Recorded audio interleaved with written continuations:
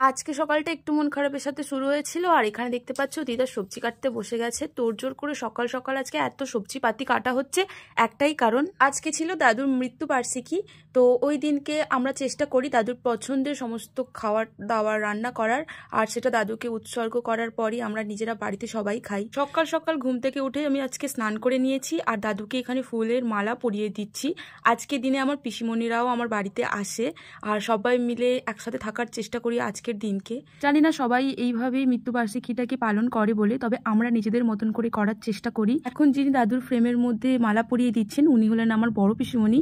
ছোট পিসিমণিও এসেছিলেন, ছোট পিসিমণিকে ক্যামেরা বন্দি করতে পারিনি, তবে আশা করি অন্য কোনো ব্লগে তোমাদের সাথে শেয়ার করে নেব কোনটা আমার ছোট পিসিমণি। একটু থমথমে পরিবেশ ছিল বাড়িতে। মা আর বাপি একদম খাবার সুন্দর করে রেডি করে ওপরে চলে গেছিল দাদুকে দেওয়ার জন্য। দাদুকে ওপরে খাবার দিয়ে আসার পর আমি রেডি হয়ে চলে গেছিলাম ট্রেনে ওঠার জন্য। ট্রেনে উঠে কোথায় যাচ্ছি সেটা নেক্সট মিনি ব্লগে তোমাদের সাথে অবশ্যই শেয়ার করব। তো ভালো লাগলে আজকের এই ভিডিওটা অবশ্যই চ্যানেলটাকে সাবস্ক্রাইব আর ফলো করে দিও। বাই।